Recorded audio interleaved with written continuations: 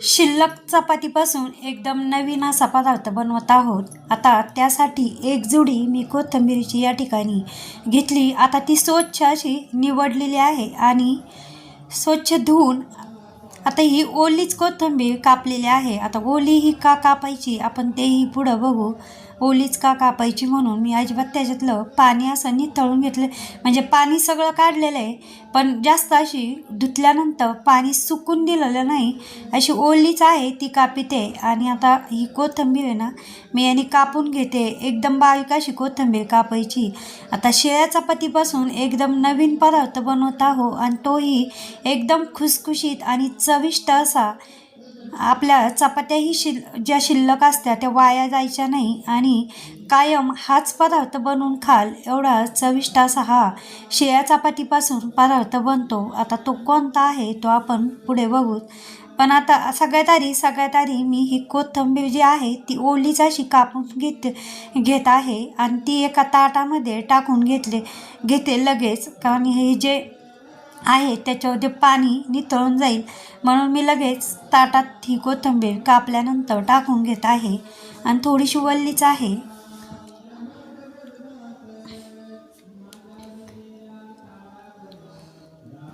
आता या पद्धतीने मी ही कोथिंबीर कापलेली आहे.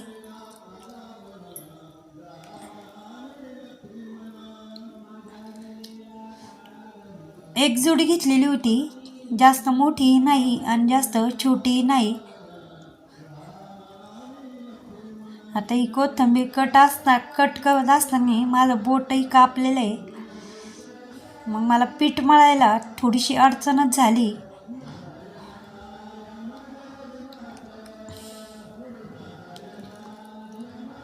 अशा पद्धतीने सगळी कोथिंबीर कापून झालेली आहे.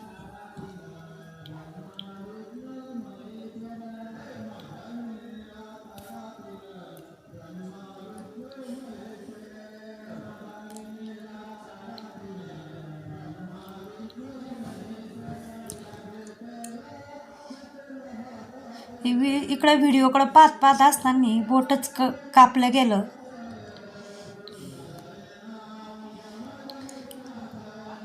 आता या ताटामध्ये कापलेली कोथिंबीर टाकून घेत आहे. दिसत असेल की थोडीशी ओलीच आहे.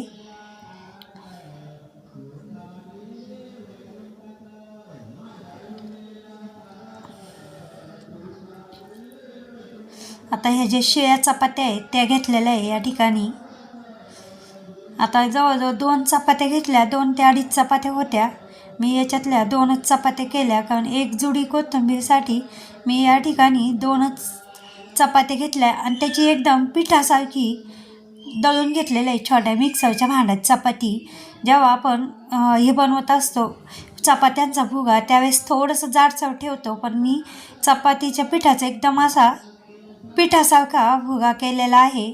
आणि आता हे वाटण घेतलेलं आहे. लसणाच्या पाकळ्या घेतलेल्या आहे 6 ते 7, मिरच्या घेतलेल्या आहे 5 ते 6, 1 चमचा जिरं घेतलं आहे.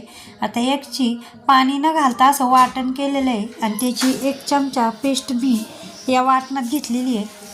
आता ही जी पेस्ट आहे ती कापलेल्या कोथिंबीर आणि या पोळ्यांमध्ये टाकलेली आहे, भुगा केलेल्या पोळ्यामध्ये. आता अजिबातही पाणी न घालायचं नाही आहे. चवीनुसार मीठ टाकून घेतलेलं आहे यामध्ये. आता फक्त 2 चमचे बेसन पीठ टाकलेलं आहे. थोडासा कलर येण्यासाठी हळद टाकलेली आहे. आता पाणी अजिबात न घालता हे पीठ मळायचं आहे आणि मी यासाठीच ओली कोथिंबीर ठेवलेली आहे. त्यामुळे आता या बोटाला लागलेलं आहे, कापलेलं आहे, त्याच्यामुळे मी ह्या डाव्या हाताने पीठ मळते. आता याचा घट्ट गोळा असा मळून घ्यायचा आहे. आता याच्यात जेवढं पीठ बसल, फक्त 2च चमचे पीठ घातलेलं आहे तेवढंच पीठ यामध्ये घालायचं आहे. अजिबात पाणी न घालता मळून घेतलं आहे.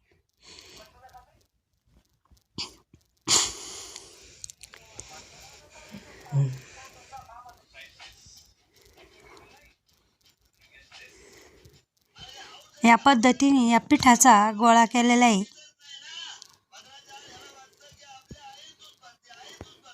आता चाळण घेतली आणि असे थोडेसे जाड असे मुटके केलेले आता चाळण वाफवण्यासाठी ठेवलेले.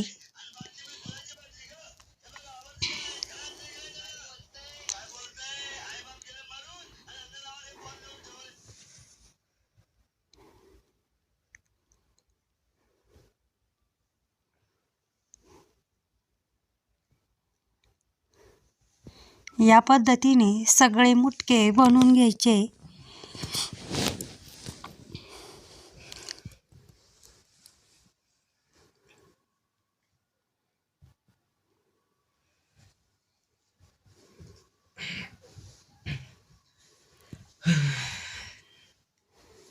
आणि थोडेसे जाडजाडच कापलेले केलेले. आता हे वाफवण्यासाठी 10 मिनटं याला कमी गॅसमध्ये वाफ द्यायची.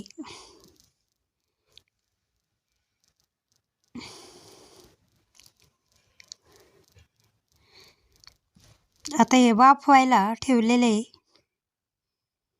आणि झाकण ठेवलंय. झाकण ठेवून हे वाफवून घ्यायचे. अशा पद्धतीने हे वाफलेले मुटके चवीला कोथिंबीर वडीपेक्षाही छान अशी लागत्या. आणि एकदम थंड होऊन दिल्यानंतर या पद्धतीने कोथिंबीर वडी ज्या पद्धतीने कापतो त्याच पद्धतीने कापलेले. आता थोडे विस्कटले गेले की ते असे हाताने दाबून याच्या अशा वड्या बनवल्या. तेल तापायला ठेवलं आणि कमी गॅसमध्ये या तळायच्या आहे. एकदम खुसखुशीत आणि चविष्ट अशी ही कोथिंबीर वडी शिळ्या चपातींची बनल्या जाते.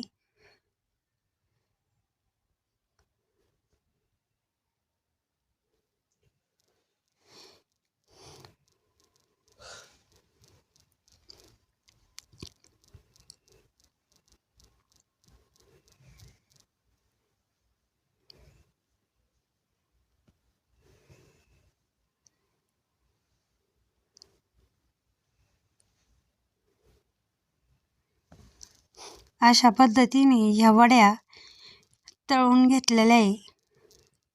आता जेवढ्या खायच्या तेवढ्याच ह्या वड्या तळल्या आणि मस्त अशा खुसखुशीत ह्या वड्या झालेल्या आहे.